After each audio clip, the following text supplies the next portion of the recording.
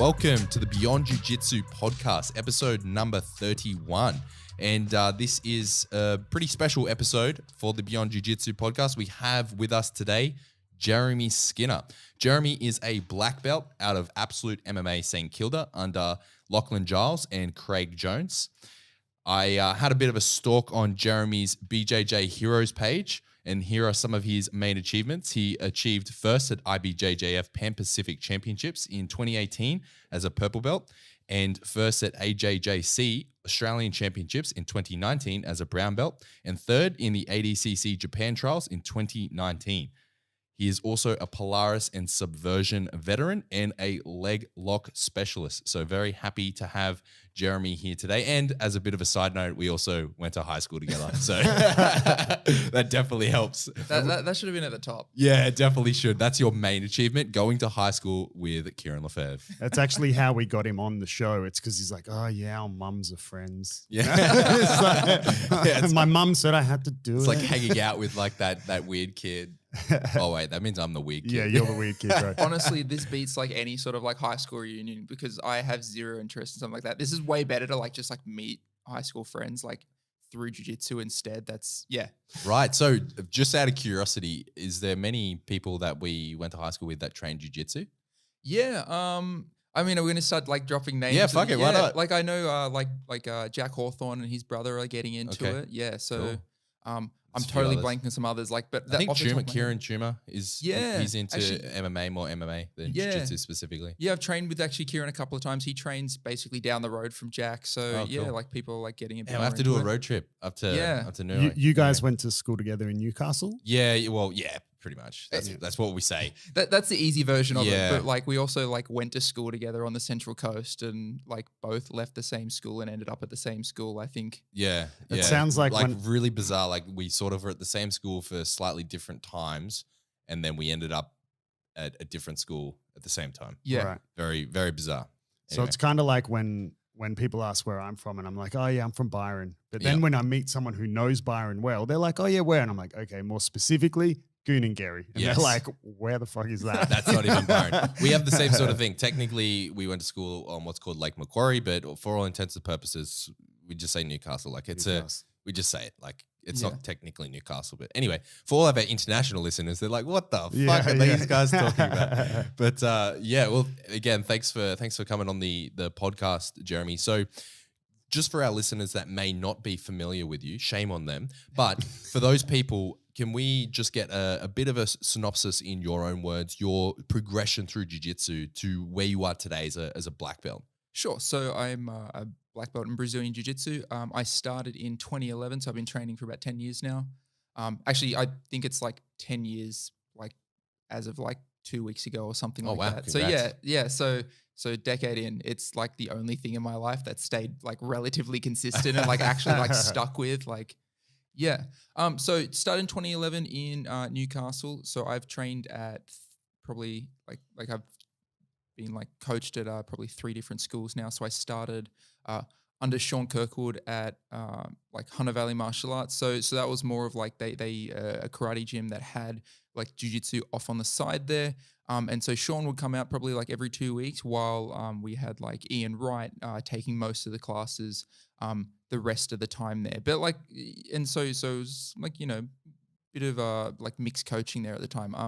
And so as I was moving in towards like thinking about going towards going to university or things like that and like starting to actually get out into the workforce, that's when I moved to Best and Gracie Jiu-Jitsu. So I was a blue belt at the time.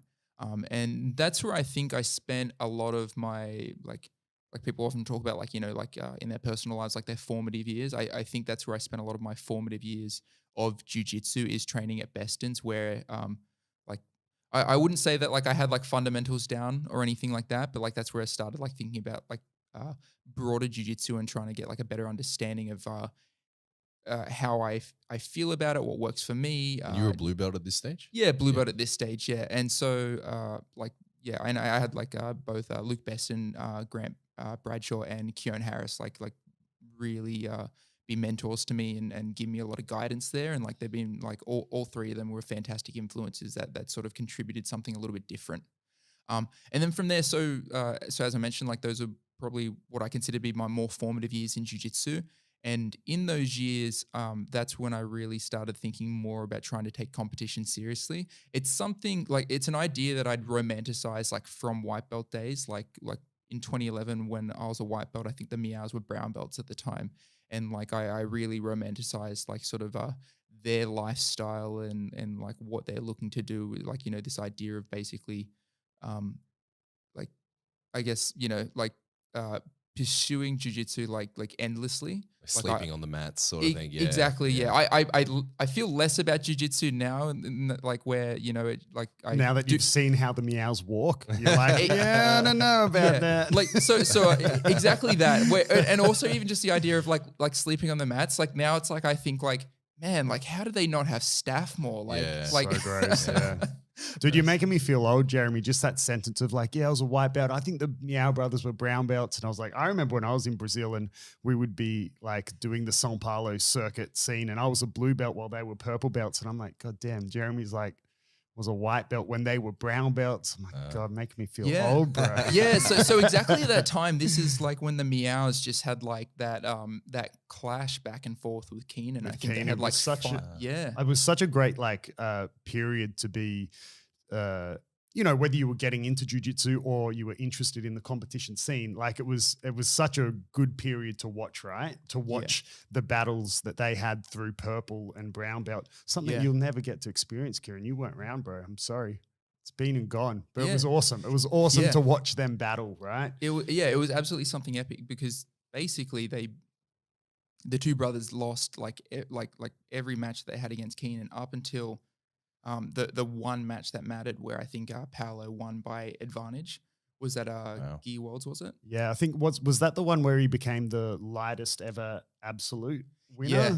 Wow. Yeah, because exactly that's what it was, is that you have the Meows that compete like featherweight and lightweight, I believe. Super small guys. Like super small versus Kieren that competed at, I think, heavyweight. Heavy or middle heavy at those belts, I think he's heavyweight now. I think maybe he was a little bit lighter at the time. And so you have these twin brothers where like, you can look at it and be like, yeah, but it's 2 against 1. But then like the trade-off is the fact that you've got this guy that's just like much, much heavier than them. So you have these two brothers, these small guys that are basically just working together to figure Kieren Cornelius out. Right. And you can see like across the matches, like how it slowly changes. Like it starts off with like, the first 2 matches, I think Kieren arm bars Paolo and puts Jiao to sleep. Yeah, both from 50-50, right? Yeah. From memory. So, this was also like back when, so the battle that these 3 had was really as well when, it's now we take for granted how normal like 50-50 and bearing bolos are, but obviously like the positions existed before. These guys didn't invent those positions, but man, they really like all their battles took place within those positions and in the gi, right? So obviously we'll talk about leg locks later, but yeah, don't think like what we think of 50-50 nowadays, right? A bit different. And,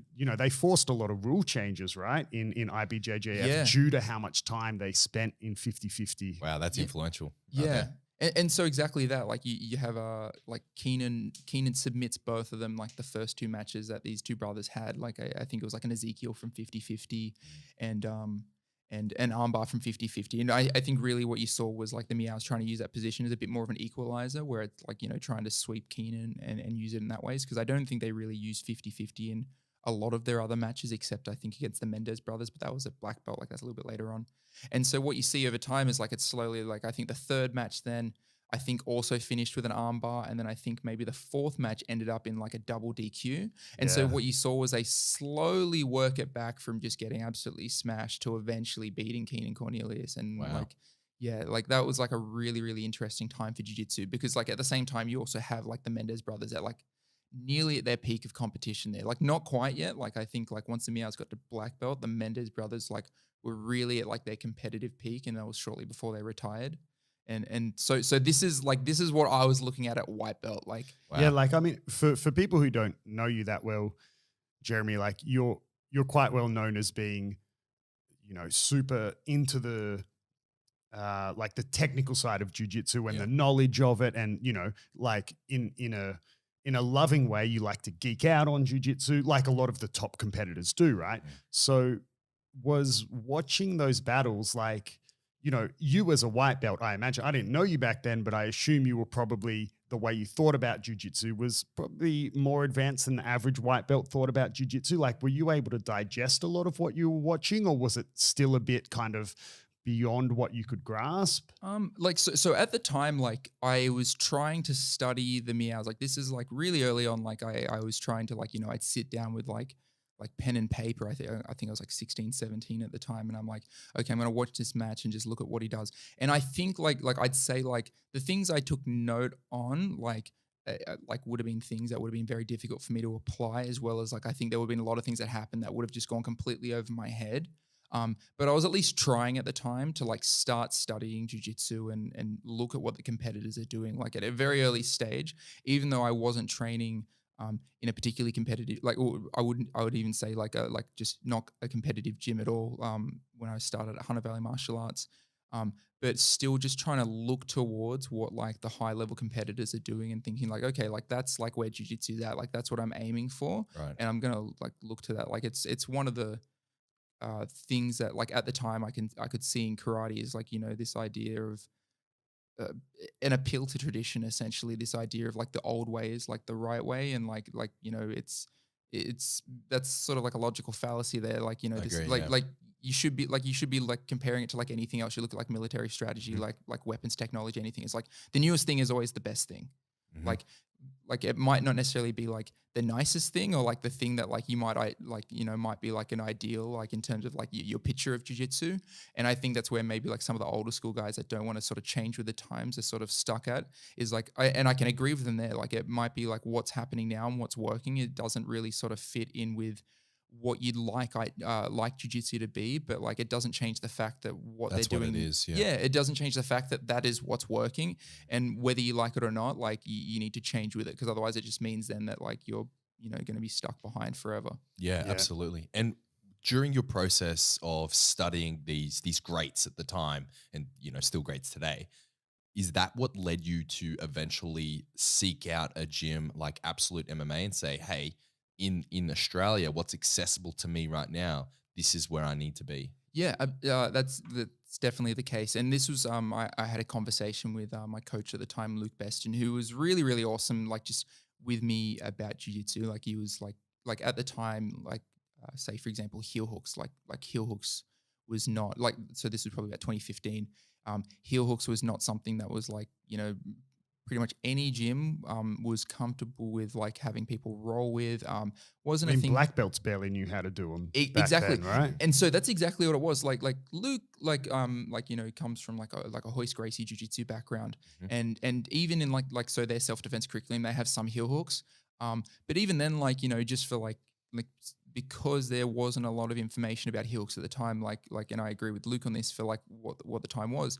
Best practice was just like to not do heel hooks in the gym, because like it, you know, if you, the coach hasn't really got like a lot of information about heel hooks, it can be really tough to have like a safe training environment. So like Mm. I think he was trying to do the best with what he has at the time, which is why when there was a Grappling Industries announced that they're introducing heel hooks, like I asked Luke about this. I was a blue belt at the time.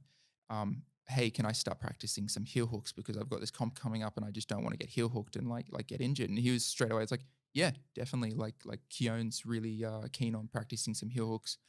So like you guys can train together. And then that actually led to very shortly, like Luke, like bringing heel hooks into like regular training for everyone at the gym. Mhm. Like he kept a very open mind about a lot of those things. And so similarly, when I wanted to focus on taking jiu-jitsu a little bit more seriously and focusing on competition jiu-jitsu, I had another chat with Luke and I said, hey, I'm thinking about moving to Melbourne to focus on like training full time and taking competition seriously and really like pursuing this as a career. And he's straight away, he's like, yeah, absolutely. Like if you want to go do that, like that is the place to go do it. And he's was just like completely open about like a lot of these things. Which is really lovely, right? Because it could easily go another way. I mean, this man, it's like beating an old drum. Those old school jujitsu coaches that like once you train with them, they're kind of like, no, I own you. You can't train anywhere else. And it's really lovely to hear, coaches who are willing, or not willing, willing's the wrong word, but are supportive of your decisions to seek further training or whatever it may be, because it's often not the case, Adam, right? this may be a Yeah. bad time, man, but we need to talk. Okay, so you were blue belt when you went to Absolute MMA by this time, or were you purple belt? So I was blue belt when we started bringing heel hooks into training. I was purple Right. belt at the time. I was You actually thinking moved. about Right, moving okay, and cool. like made the move. Could you just explain a bit at that time and this is not only for me to know because I'm curious, but also for our international listeners. I mean, I was aware of Lockie and Absolute at that time because, I mean, I was living in Brazil, but Lockie and Livia, you know, Lockie's wife, had come over and trained in Brazil, and they happened to come to the gym that I trained at. So that's how I met them and knew them. But I was unaware about the Australian jiu-jitsu scene. And for international listeners, they perhaps might not have heard of Lockie prior to his ADCC success, right? So where was Absolute as a gym in Australia that was like, what had they done for you to make the decision that that was the place to go? Sure. So I guess I can paint like the scene a little bit there, sort of like where like different people were at like at that stage in their career. So this was sort of like towards the end of when Kit wasn't really competing all that much. Like he was still Because like, he was the big name prior to people Yeah. such as yourself, Lockie, Craig, right? Yeah. Levi and all those guys. And I think like Kit really paved the way for like competitive like Australian jiu-jitsu. Like he really showed that like we can go out there and actually compete with the top dogs and like do really quite well. So this was more towards like later in Kit's career. Like Kit still competed like after that, but like where he wasn't sort of like focusing on it so much. So I I've never really spent like much time training with Kit. But I was invited by my friend Mikhail to come down and train at Absolute. So we had a match in Sydney, and he was like, "Man, like you should come down. Like we'd love to have you." And so he was training at Absolute MMA at the time when they were in the St Kilda gym. And so at the time, I think Lachlan had been on EBI 5, and this was also just shortly Sorry, after. what's EBI? Eddie Bravo Invitational. Okay. Oh, yeah, sorry. I've heard of that. You're a white belt. Sorry, they stopped doing jiu-jitsu competitions. They haven't probably- done one for a while, eh? Yeah, I think it's. Oh, sorry, been, you're a white belt. Yeah. Let me explain. I think you've just seen them slap each other a bunch on EBI at this stage. Yes, I've seen that. So this was when EBI was really starting to ramp up. So I think they had like the first probably 3 events where it was like, you know, kind of a bit of a weird competition. You had EBI 4, which was in about 2015, where like Eddie Cummings had come along and like heel hooked everyone through to the win. And then Lachlan was on EBI 5. I think he fought like Nathan Orchard first round, like submitted Honey Yaya, and then lost to Gary Tonin in the semi-final. So Lachlan had gone and done that, and again, like, you know, he'd gone on EBI and submitted an ADCC bronze medalist, like absolutely smashed him. Which is really unexpected. So that's sort of where Lachlan was at his career, where he's showing like that he is like ADCC caliber. I think he'd also been to ADCC at that stage as well for the 2015 ADCC. Liv had just, I think she would have just recently competed on Copa Podia with Ben Hodge, and I think I remember that. I can't remember if Craig was I on that can't as remember well. if Craig was on that, actually. I know Ben was, I know Liv was, Yeah. because Copa Podia was I think they're talking about doing another one soonish, but It's like a super fight event.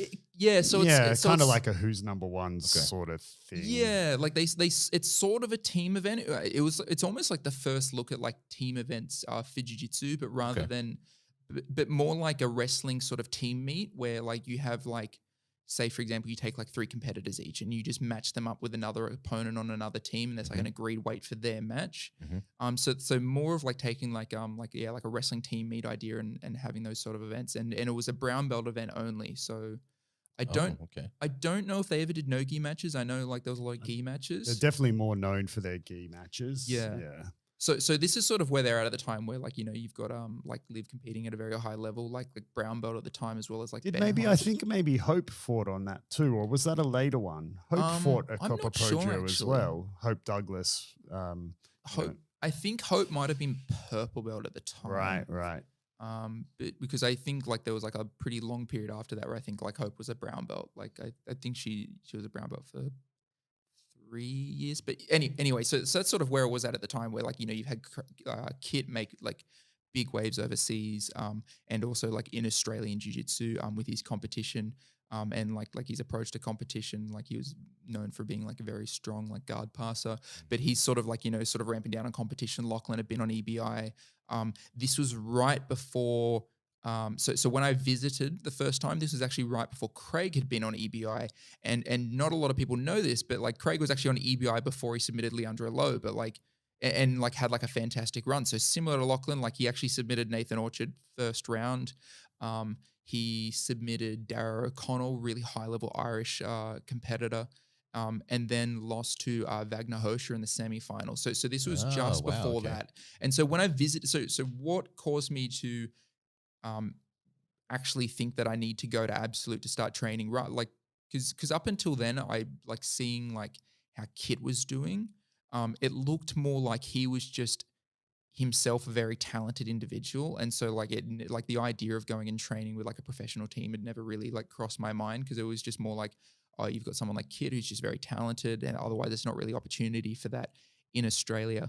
And so when Michaela invited me down to go train with them, I actually got to see the approach they had to training, leading up to Craig competing on EBI, like, you know, like as silly as it sounds, because I feel like this is like a really common thing that every single gym does now, but like even just like seeing simple things like positional training really made a difference to like you know, thinking like how my training can actually have like an impact on my performance, not just like, you know, rock up, drill a couple of techniques and then see how I do in rolling.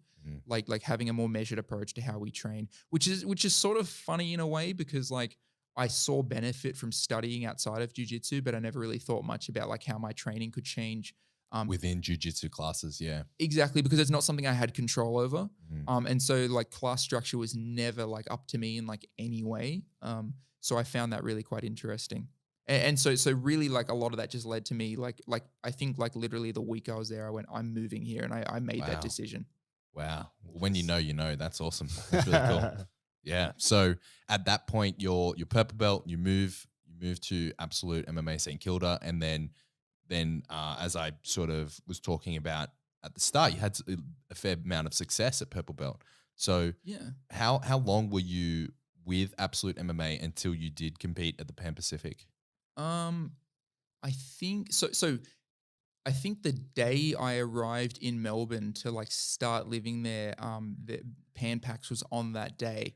So that's not the day I competed. I competed the following year at Pan Pacs, but like that day. So it was about a year. Yeah. Almost to the day. Yeah, right. Exactly. Wow. Yeah, I think like I remember on that day, like I arrived. Actually, I might have been there for actually a week potentially, but I remember like it was on pretty much like when I arrived, because I remember that was actually the day Adam Jones had like basically broken his. Everyone says his ankle, but it was like the bottom of his shin, like that, like snapped in half, basically from someone like jumping close guard into his ankle. Damn.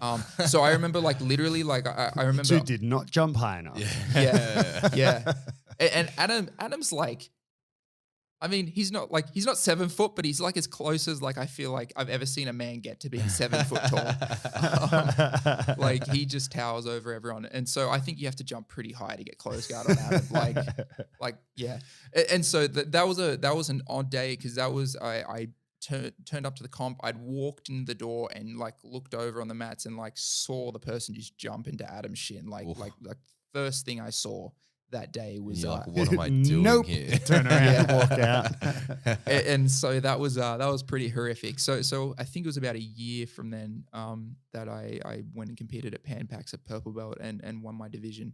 And for me at the time, actually, like winning Pan Pacs at purple belt was really important, because up until then, and I think even within myself, I really just like thought like, okay, like I'm probably only really that good at like leg locking people and like just was that win? guard. Sorry to interrupt. Was that win in the gi or no gi? No gi. So I haven't competed in the gi since probably blue belt. Yeah, we're gonna ask you about that. Yeah. Like so even at blue belt, I already made the decision that like and I think the gi's really interesting. Don't get me wrong. Like when I put a gi on, like I'm happy to play. Like I play worm guard, like all those different things. Like I'm gonna get right in. Like if I put the gi on, I'm gonna get right into it. Like otherwise, there's like no point in putting the gi on. If I'm just gonna put the gi on and do what I do in no gi, like I might as well have just trained no gi.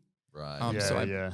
I'm gonna do it as like it's a that's fun funny, exercise. Like I have the same thought. I mean, obviously, people who train, they'll always prefer one or the other, even if they train both, right? You'll Yeah. typically always prefer one. But I 100% agree with you that if I'm gonna be in the gi, why not use what it has? Yeah. Like you look at Marcelo, for example, and Marcelo's quite known as his game is more or less exactly the same, gi and no gi, right? Like even when you watch him fight in the gi, he barely does like sleeve grips and collar grips. It's still just all like wrist control and arm drags and things like that, right? But I agree with you. It's like, well, if I'm going to put it on, I have access to all this stuff. Why not use it, right? Yeah, You know? and like, because to me, it's a funny idea. Like, I mean, it's going to be hard to criticize Marcelo, but I'm going to do it anyway. Shots fired. Sorry. but like, if I feel like if I'm at a stage where I'm thinking like, oh, like I want a game that's going to apply to both, like I'm just going to do a no-gi game in the gi. Like to me, that just seems like, well, I should just train no-gi. Like I should just compete no-gi. Because like if you're really aiming to like minimize the differences between the two, and the difference is the gi, then like just don't train in the gi, just don't right? train in the Yeah. gi. Like so that's why if I put the gi on, like I'm gonna go all in. Like I'm gonna have fun with it, and like you know, like it becomes like a nice like just fun activity, just doing something different. So as someone who is more well known for no gi, I want to kind of get your put you on the spot and get your thoughts on both aspects. I want to hear what you think is, you know, something you like or something good about the gi, and then something you hate about the gi, and then the same for no gi. What's something you know love about no gi, or I guess the reason why you prefer no gi, but then what is something also that you don't like about no gi? If there is something. I actually I find this a really difficult question to answer, because like really all of my answers like would just come down to pure preference. Like so the only real there's only two objective reasons I can think of as to why I prefer no-gi over gi. It's washing. He doesn't like Washing is 100% one of them. Washing is absolutely one of them. Like, and that's actually the biggest one. The second one is more financial opportunity. Like those that makes perfect sense. Particularly someone in your position where you like trying to make a career from it, right? Yeah, you're competing at a high level, and when you're talking about like what is the premier gi event, right? It's IBJJF. What is the price? And what do they pay? Sweet FA. Nasty. Well, not even just that. So like, you know, like Adam, you can probably attest to this. That there is more money in jiu-jitsu to be made from teaching. 100%, So what we saw in 2015, and we still see it, but probably like 2015 was like a really important year for no-gi jiu-jitsu. Is it went through essentially like a renaissance, like a complete change in it. You saw like it really sort of open up in like, you know, the different training methodologies and things like that. Specifically for no-gi jiu-jitsu, I think we saw a lot of changes in the gi since then too, but I don't think as much. And so what you saw then was an opportunity to become a part of a crowd that has like a more of like an esoteric skill set, and that's something that you can sell. Like when you have things like EBI that are really making no-gi jiu-jitsu popular, people want to be a part of that, and they see like, okay, like these guys are doing leg locks, and now you're seeing like a lot more like wrestling and like you know, turtle attacks and things like that, and people are becoming a lot more interested in that. And so when you're a part of like that crowd that is like trying to stay on like the edge of what's happening in competition, when it's such a when you're seeing like so much change in something like that seems like really quite different and interesting, that becomes something you can sell. And like I think that's where a lot of the opportunity comes from in no-gi as well. Like what we might see over time, like maybe in the next couple of years, if like let's say like no-gi jiu-jitsu does just become essentially wrestling and doesn't really have that much change, then you might see those opportunities go away. But that's where I really feel like a lot of the opportunity comes from is like if we talk about specifically leg locks, like you know, if you're one of the people that was onto leg locks really early, like I'd say 2015 is like when, you know, say like Eddie Cummings was getting good at them, or like at least starting to, but the rest of the world like had like no idea about them. And so if you were someone that was onto it then and like really tried to stay up to date with it, everyone else that's not training full time, that's like, you know, just like, you know, they train for fun, or even people that are training competitively, but they haven't been able to stay on top of that, suddenly want a bit of that. And you can, and if you've got that knowledge, then you can sell it to them. Like, you got instructionals, which is actually a relatively recent thing for them to actually do well financially. But seminars, private lessons, like even just teaching classes, things like that. And I think that's where a lot of the opportunity to make money in no-gi comes from. There is, like, you can start talking about like prize pools and things like that in competitions, and there is more money there in terms of super fights.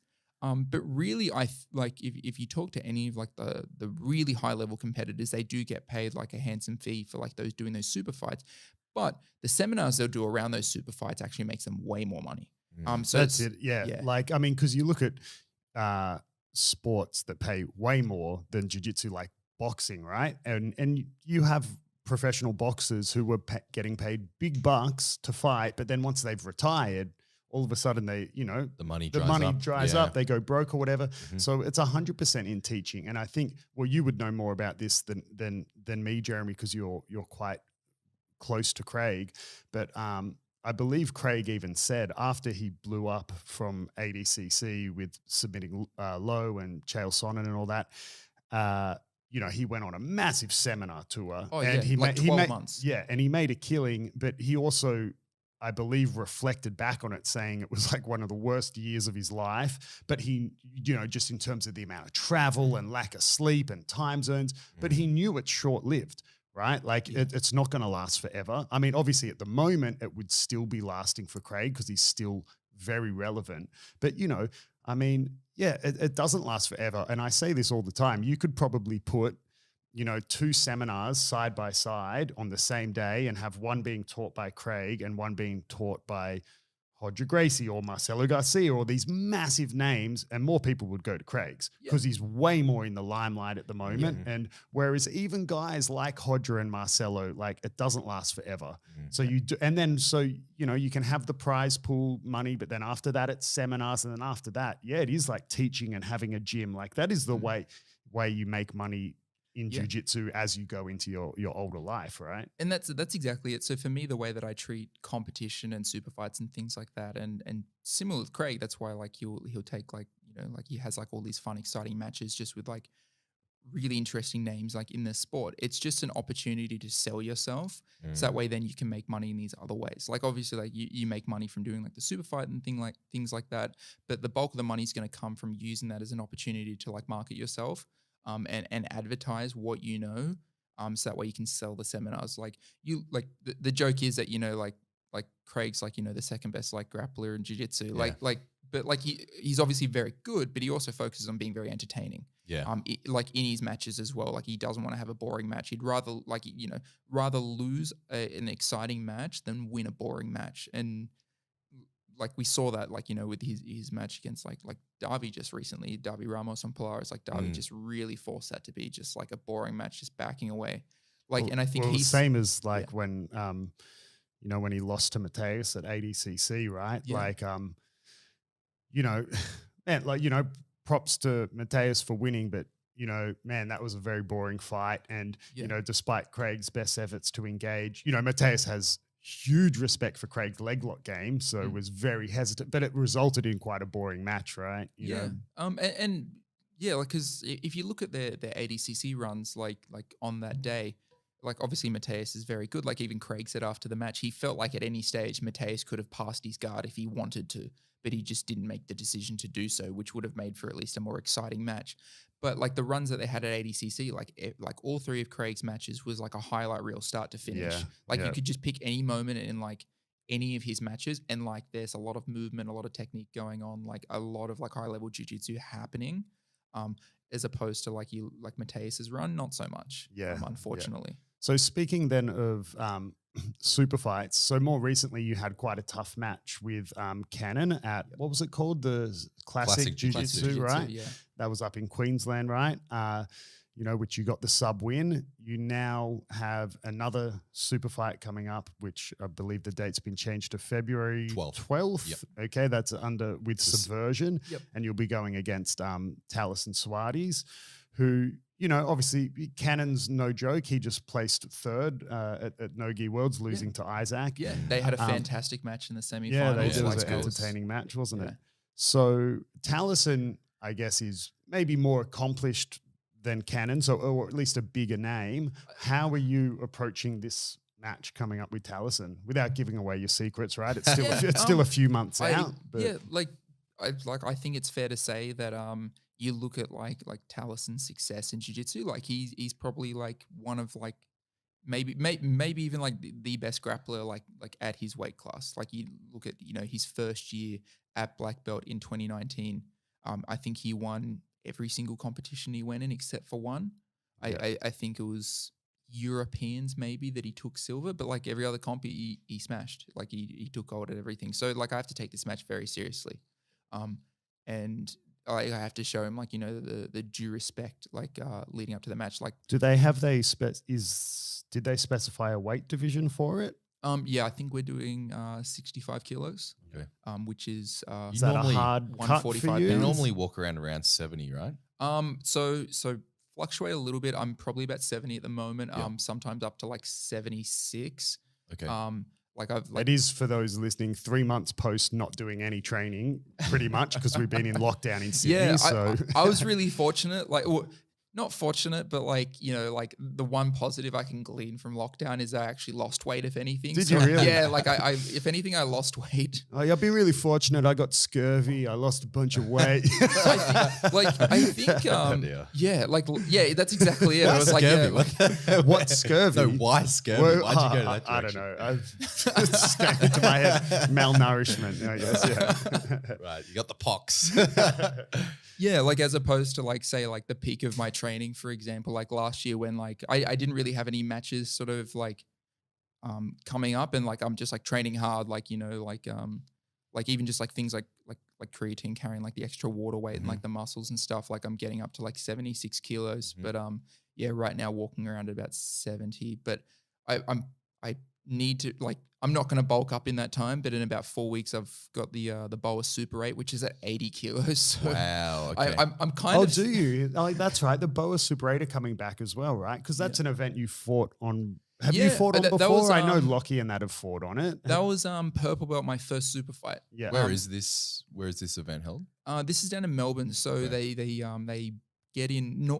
I mean, this time around, because of international travel restrictions, they're not able to get like all the same sort of names that they'd normally get, but they're picking up like some of the biggest names in Australian Jiu Jitsu for the BOA Super 8. But in the past, like they've like flown in like a lot of like really high level competitors, like Edward Najmi. Like Adam, you've competed on it before, have you? I've never fought on the BOA Super 8. No, I fought Subversion last year. Yeah, that was a fantastic match. And then so You smashed. I actually got really smashed. stressed in that match because I had said to all my students, I was like, man, 2 minutes. All I need is 2 minutes.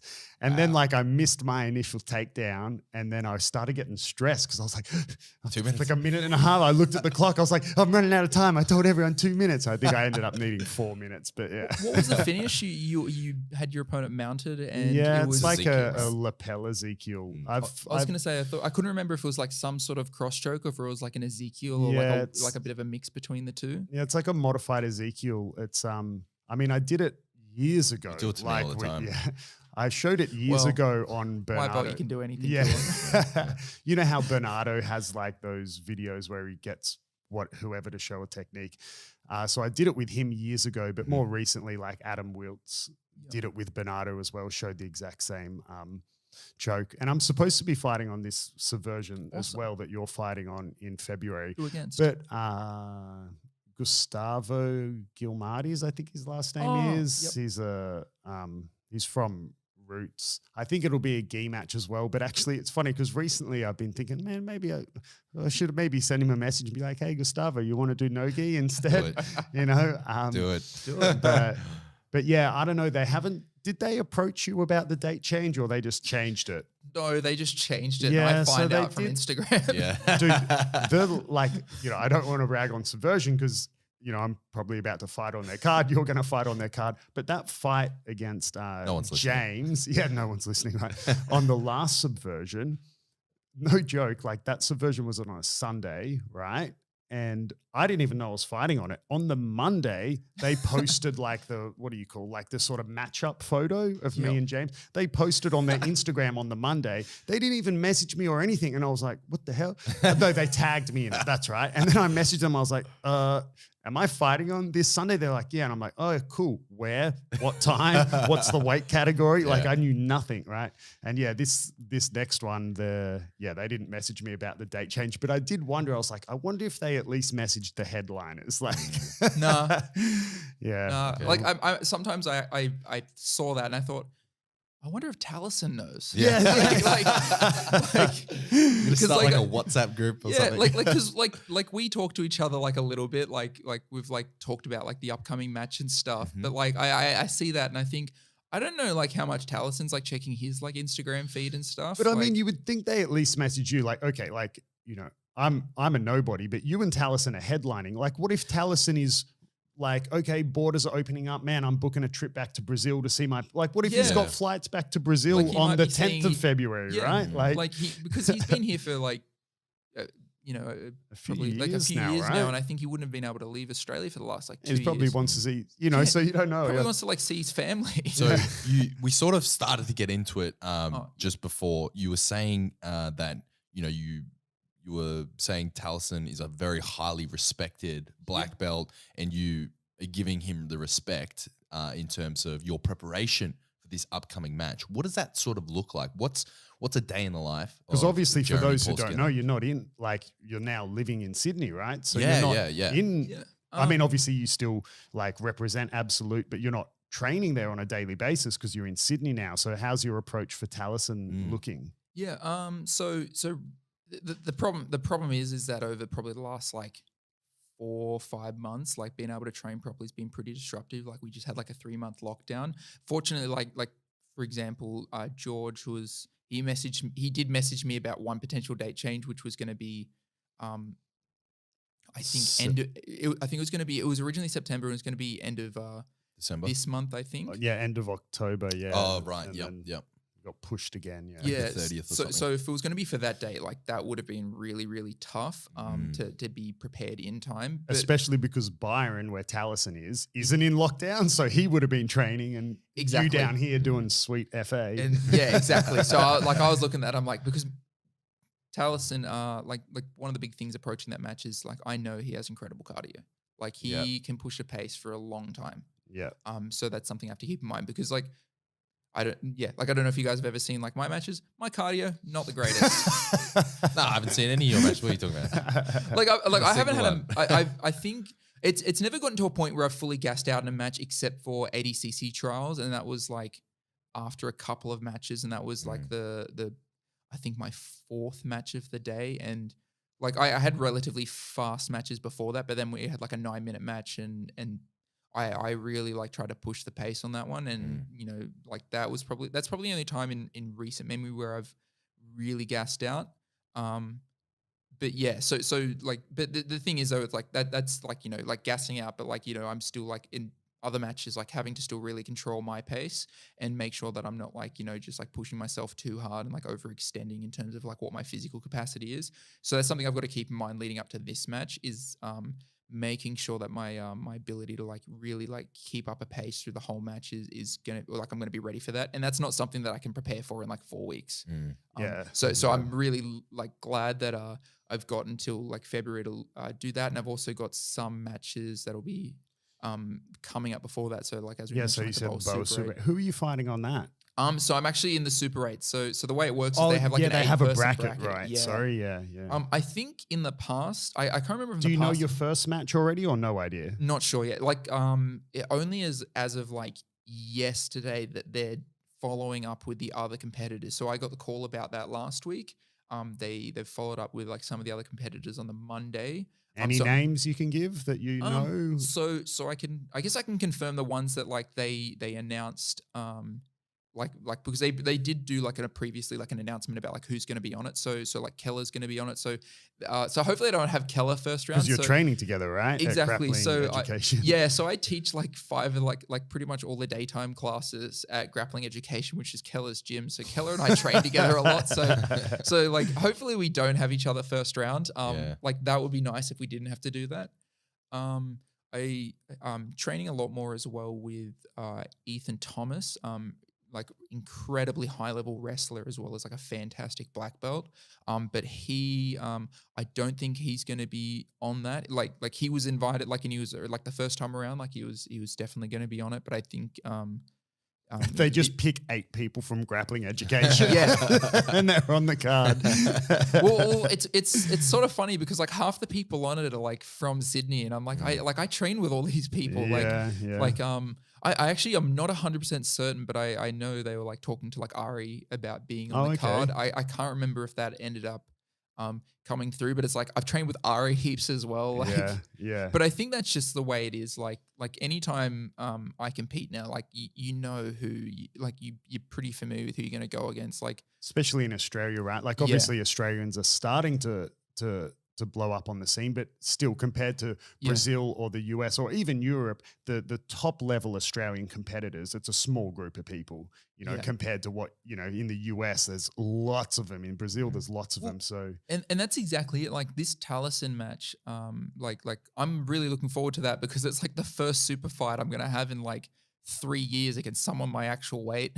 Yeah. I think every super fight I've had, You've for like been fighting up, right? Yeah, like I've had to give up like pretty much 7 kilos, at least like on every super fight I've had. That would have for, like, definitely the past 3 been years. the Cannon matchup. Yeah, so that was like because Cannon usually fights kegs on middleweight. I mean, Cannon and I used to train together in Brazil. yeah, right? he spent a lot of time over there. Yeah. And yeah, man, even back then, what was Cannon? So I would have been like a brown belt and he was blue to purple. And yeah, he always fought middleweight and he's, That's like 82. 82, 82 and kilos. he's a strong kid, right? He's a Yeah. avid surfer. His dad is Ross Clark Jones, a famous big wave surfer. So he's, you know, man, he's a big, like, Tough, yeah. he's one of those guys that you might not think he's so big and strong, but then you see him up close and you're like, oh, you're actually quite a big kid. Yeah, like Not to jump around a little bit, but that was an interesting style matchup for you as well. He had a very strong pressure sort of game. He was really pressuring you throughout the match. How did that feel at the time? So I guess like after like, you know, Cannon's just had that match against Isaac at No Gi World, like there's like a really interesting comparison there that we can make. So going into that match, Cannon pulls guard straight off the bat. Even though he's predominantly a top player, he always pulls guard, which is like which is quite interesting. Because a lot of the times, like normally, like you'd presume that a top player is going to be looking to wrestle, force the other person down onto their butt. But both the match that Isaac and I had with him, he pulls guard straight off the bat. Now, there was a pretty major difference there where I spent most of my match playing guard and having to deal with Cannon's pressure passing, and that's it's actually he's got a really interesting combination of like pressure and agility that like to work his way through someone's guard, and that is by far his stronger area over his guard. I'd say like that's my opinion at least. I don't know, like you've trained with. I mean, well, you trained with competed against him, rolled with him more recently than me, you know. So for me, it was years ago. But even back then, he always pulled guard because when he was in Brazil, he spent a lot of time training with a guy called Thomas Lisboa, who is a black belt from Fabio as well. But Thomas spent heaps of time with Marcelo, and Thomas has had heaps of success as well. Kind of I think he won worlds at brown belt, but then kind of at black belt would always lose out to the Meows.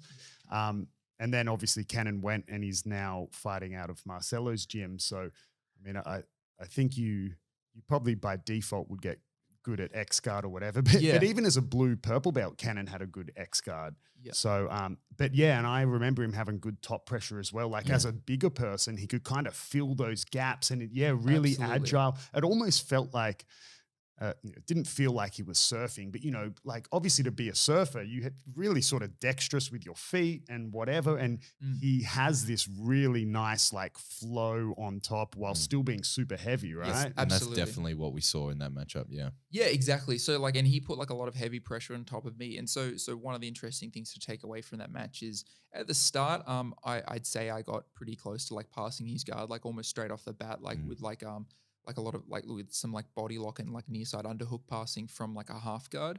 And the mistake that I made there was that like, I like, in the first like minute of the match had like very, very quick success with that. But then for some reason, I'd been out of competition for a long time, I guess, and just for some reason just defaulted to playing guard, even though like I should have like if I'd probably been a little bit more clear headed going into that, I would have made the decision to stay on top. And then so by comparison, then you watch Isaac's match against Cannon, like Isaac persistently stays on top and he reaped the rewards for it. Like he like was constantly able to keep pressuring Cannon's guard, and like Isaac's got an incredible body lock pass. Like watching when I saw that they were going to match up for the semifinals, because I decided to completely ruin my sleep schedule by staying up to watch No Watching Gear it, Worlds. yeah. Like awake at like at 4 a.m. But like going into that match, like I saw like, okay, Isaac's going to take that. Like based on my experience, like from my match with Cannon, as well as like seeing how he'd done in his matches leading up to that, Isaac's going to body lock pass him like probably multiple times, and that's exactly what happened. So that was like an interesting sort of comparison to make there on the difference in styles. Yeah, and then Isaac obviously went on to get the win. Yeah. And I've never said this to you before, but I called your sub I was talking with someone from our gym. We were watching the match together, and I called.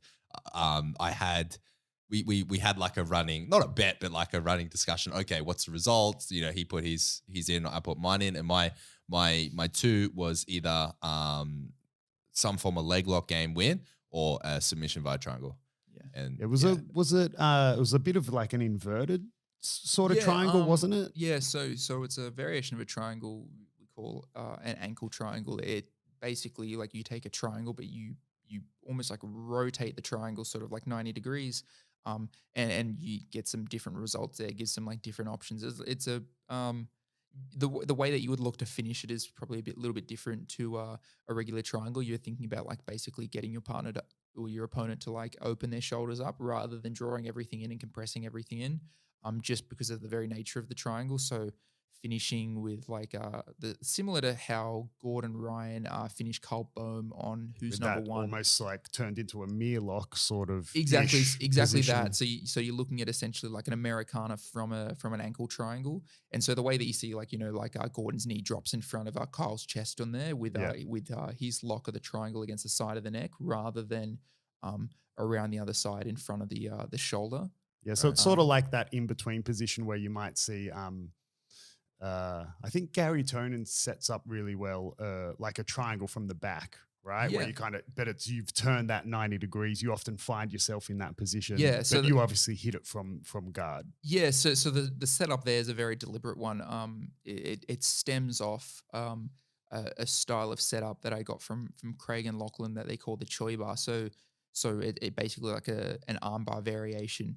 And you can use like a Kimura grip to set up like a similar style thing. So you can use like, say, for example, like an initial like figure 4 grip on their arm to either start thinking about going in towards the Choi bar there, so you can attack the arm. There's also like leg lock opportunities, back takes, different things like that, as well as like the ability to like go into triangles from there. So you'll see, I think, totally blanking on who he had a match against, but like Nicky Ryan on Polaris for one of his matches.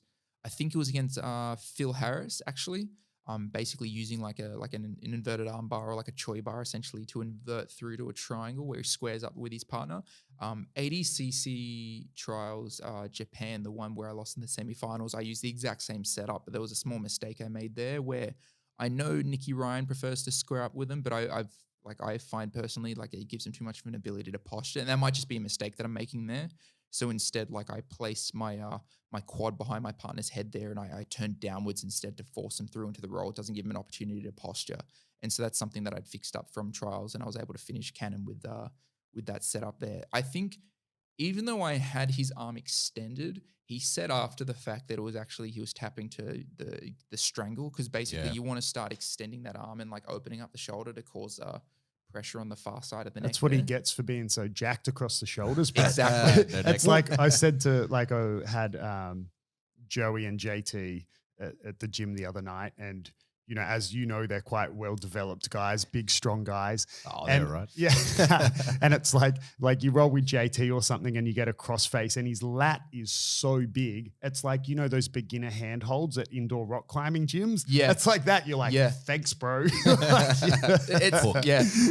makes for a nice grip. Like, and exactly. So this exact triangle variation, exactly that. I actually, I taught it last week.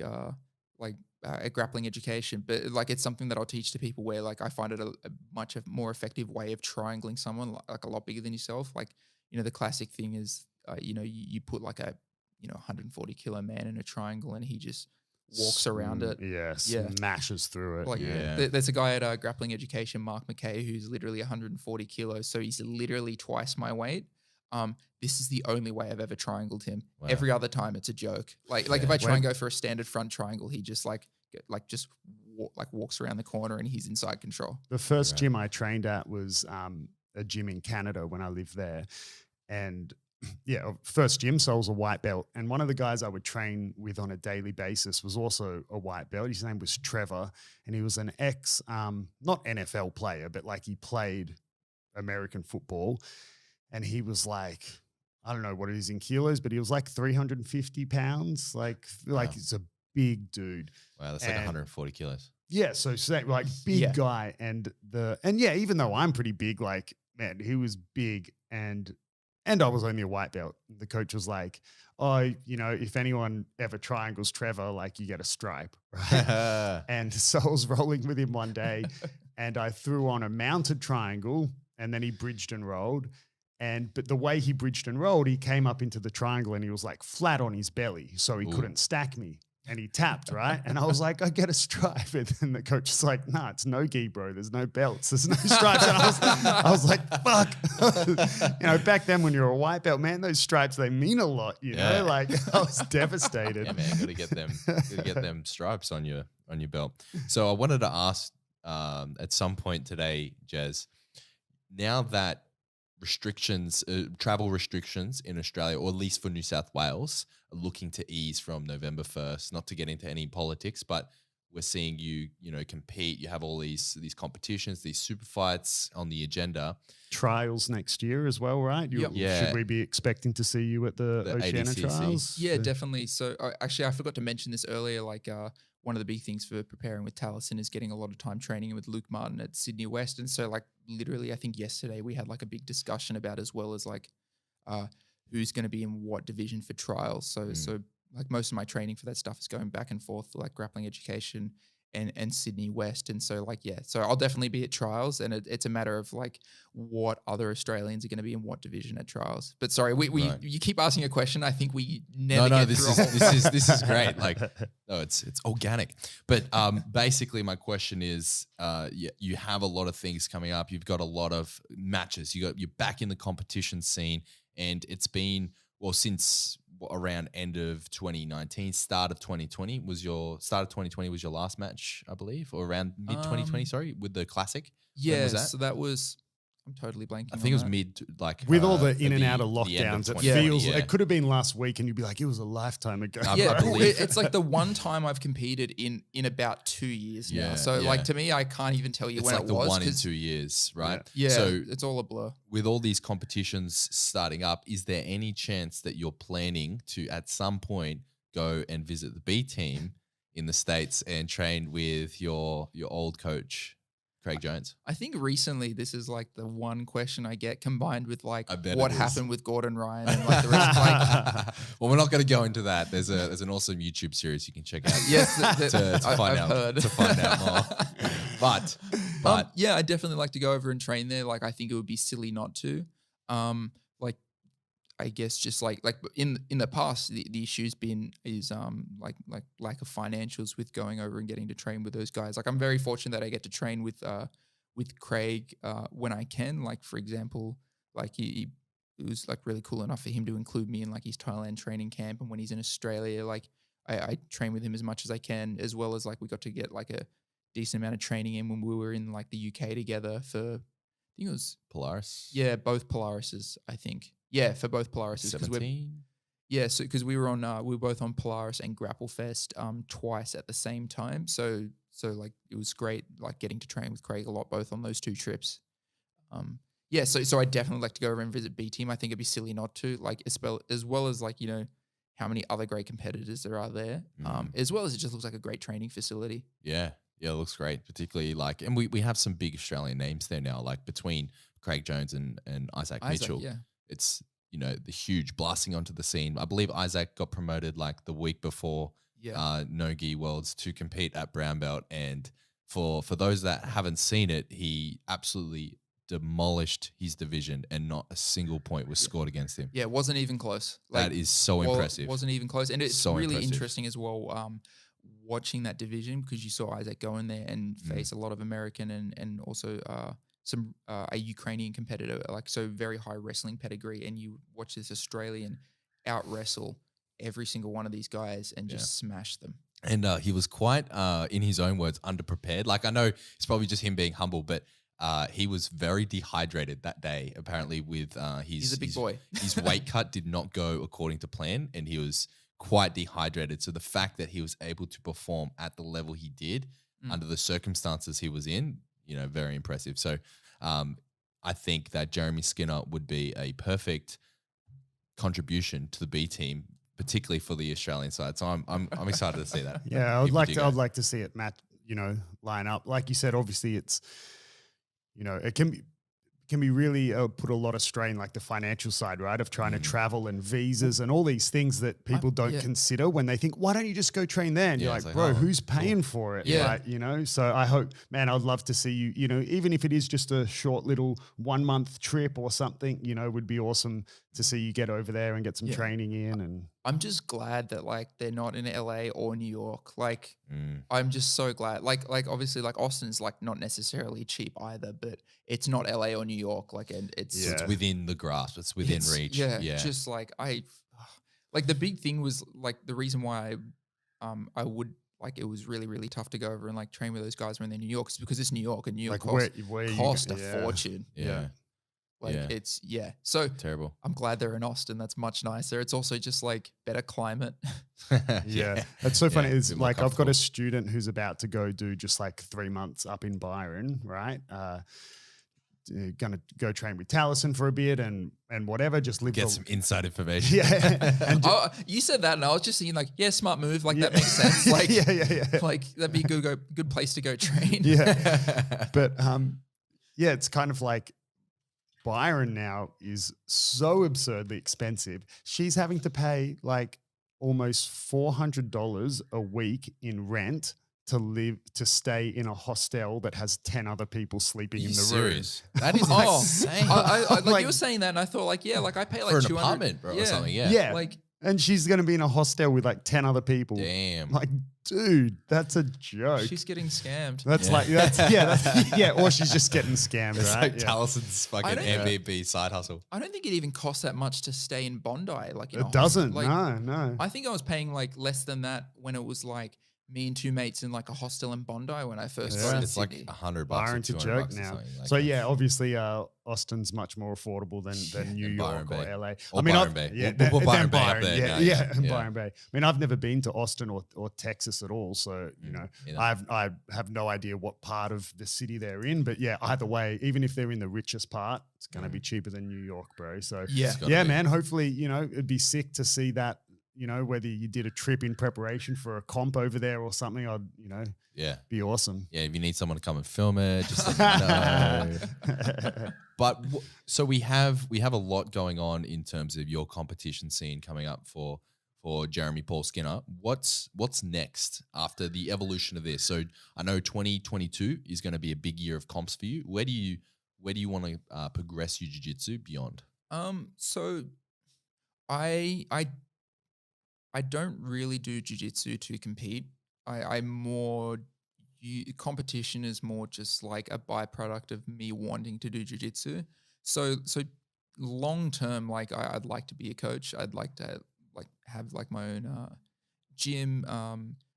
Yeah, like so that'd be more the direction I'm going. Like it's more or less like where I'm at now, like where I'm spending most of my time coaching anyway. And honestly, that's what I prefer to do. Like if you said to me, you know, hey, you're still gonna do well, like you don't need to use competition to sell yourself and you don't have to compete again, I'd be like, sick, I'm not competing again. I've got so many injuries.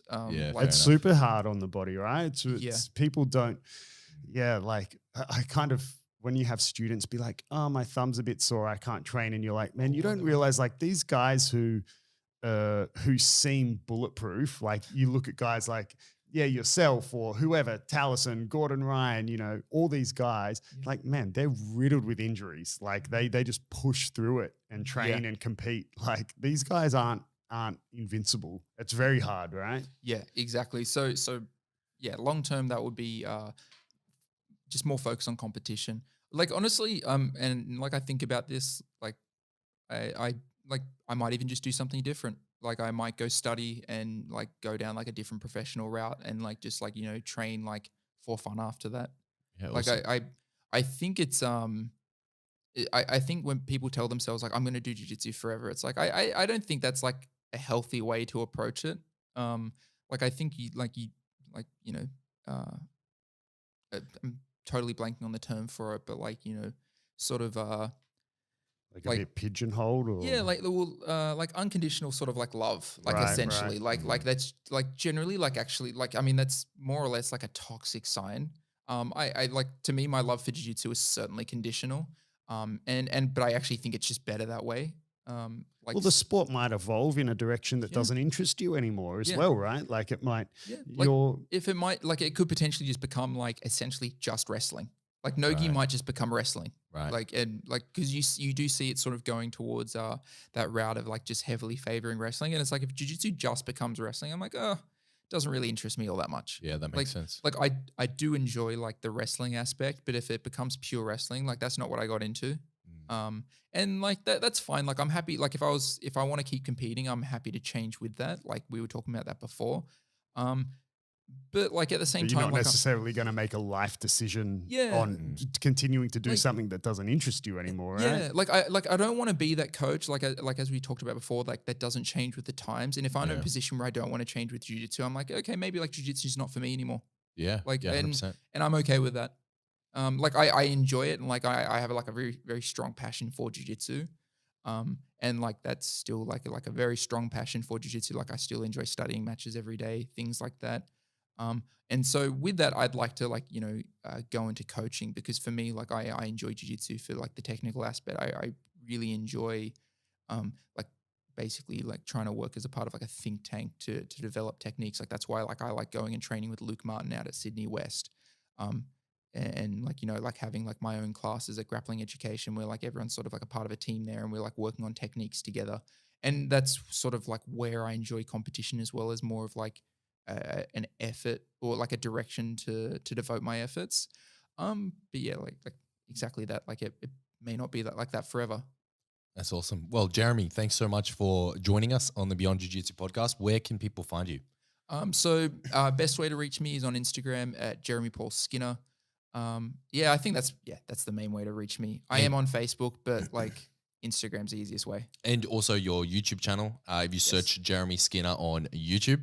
And just for a bit of a shameless plug for Jeremy, if you want to learn more of Jeremy's teaching, specifically as we mentioned, he's a heel hook specialist. He has a instructional on Techniquely called Fundamental Heel Hook Escapes. So you can find that by searching Techniquely on Google or finding their Instagram, and it's spelled TECHNIQLY. So definitely check that out. It's very well produced. So Or you can head out to Grappling Education Yeah. and train directly with him, right? yeah, for our Sydney siders, Yeah. go Which check it area out. in which suburb again? Sorry, Jeremy. Down in Cogra, so Cogra. so sort of like towards like south of like central Sydney. Yeah, it's definitely an awesome facility to train at. Well, once again, Jeremy, thanks for joining us. Till next time, guys. Catch up.